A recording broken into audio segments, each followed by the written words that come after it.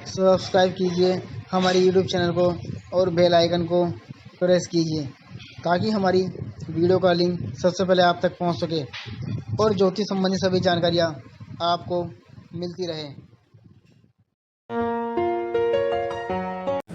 नमस्कार दोस्तों, स्वागत आप सभी का हमारे इस यूट्यूब चैनल पर। आज हम बात करेंगे श्राद्ध पक्ष के बारे में, जो कि प्रारंभ हो रहे हैं 17 सितंबर से, और 17 सितंबर से प्रारंभ होकर ये 2 अक्टूबर तक चलेंगे। क्योंकि 17 सितंबर को जो है भादों की पूर्णिमा है, और पूर्णिमा पे जो है पहला श्राद्ध प्रारंभ होता है, यानी कि पूर्णिमा का श्राद्ध होता है। फिर उसके बाद जो है नियम क्रमानुसार श्राद्ध चलते रहते हैं। और जो महालय अमावस्या है वो 2 अक्टूबर को है, और 2 अक्टूबर को श्राद्ध समाप्त हो जाएंगे। श्राद्ध का जो महीना है ये 16 दिन तक चलता है, इसे श्राद्ध पक्ष कहा जाता है। और इस दिन पितरों से जुड़े हुए पिंडदान, श्राद्ध और तर्पण ये सभी कार्य किए जाते हैं, जिससे कि हमारे पितरों की आत्मा को शांति मिले और वो हमें सुख समृद्धि होने का आशीर्वाद प्रदान करें।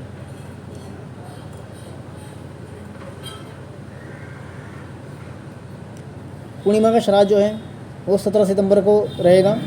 प्रतिपदा का यानी पहला श्राद्ध 18 सितंबर को, द्वितीया का श्राद्ध जो है 19 सितंबर को, तृतीया का 20 सितंबर को, चतुर्थी का श्राद्ध जो है 21 सितंबर को, पंचमी का 22 सितंबर को, छठा श्राद्ध जो है 23 सितंबर को, सप्तमी का 24 सितंबर को, अष्टमी का श्राद्ध है जो 25 सितंबर को रहेगा, नवमी का श्राद्ध 26 सितंबर को, दशमी का 27 को, और एकादशी का श्राद्ध जो है 28 तारीख को रहेगा।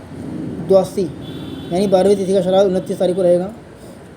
13वीं तिथि त्रयोदशी का श्राद्ध 30 तारीख को रहेगा, 30 सितंबर को। और चतुर्दशी का जो श्राद्ध है वो 1 अक्टूबर को होगा। और महालय श्राद्ध यानी कि अमावस्या फाइनल लास्ट दिन वो 2 तारीख को रहेगा। महालय श्राद्ध इसे बोलते हैं सर्वपितृ अमावस्या। इन 16 दिनों में हमारे पितृ किसी न किसी रूप में धरती पर आते हैं और हमारे बीच में ही रहते हैं। जैसे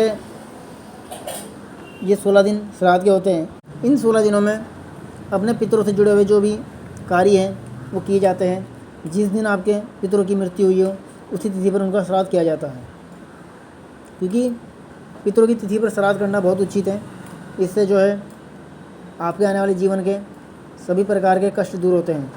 क्योंकि कई बार हमने जन्मपत्रियों में देखा है कि यदि आपकी जन्मपत्री में पितृदोष बन जाता है तो पितृदोष जब बनता है वो पीढ़ी दर पीढ़ी जुड़ा होता है, और पितृदोष बनने से कई बार समस्याओं का भी सामना करना पड़ता है।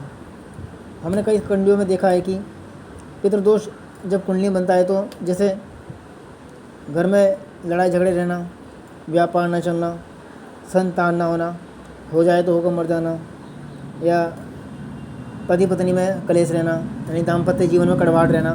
तो इस तरह की कई बार समस्या हमने खुद देखी है। तो श्राद्ध के जो 16 दिन होते हैं ये साल में एक बार आते हैं, और ये बहुत ही महत्वपूर्ण है। इन 16 दिनों में जो है व्यक्ति को पूरी श्रद्धा के साथ श्राद्ध करना चाहिए। श्राद्ध का मतलब होता है श्रद्धा, यानी श्रद्धा से जो बनाया उसे ही श्राद्ध कहा गया है। और ये 16 दिन बहुत ही महत्वपूर्ण हर व्यक्ति के लिए होते हैं। इस दिन गलत खाना खाने से परहेज करना चाहिए, जैसे लहसुन प्याज नहीं खाना, बैंगन का प्रयोग नहीं करना, तामसिक भोजन नहीं करना, गलत चीज़ों से दूर रहना।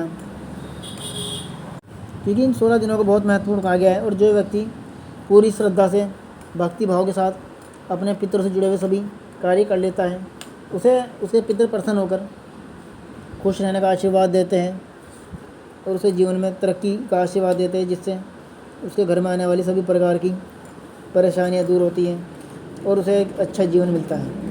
और संतान संबंधी जो समस्याएं होती है वो भी दूर हो जाती हैं।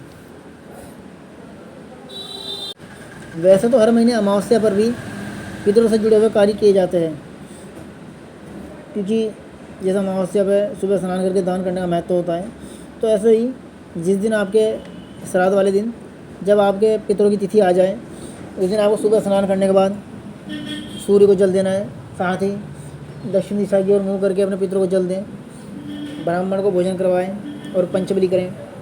पंचबली में जो है 5 जगह भोजन निकाला जाता है। पहला भोजन मंदिर में ब्राह्मण को दें, दूसरा गाय को, तीसरा कौवे को, चौथा कुत्ते को और पाँचवा चींटी को। यानी कि इन 5 जगह भोजन को निकाला जाता है और सबको दिया जाता है। तो ऐसा करने से आपके पितरों के मुंह में भोजन चला जाता है। और जल भी दक्षिण दिशा की ओर मुँह करके दिया जाता है।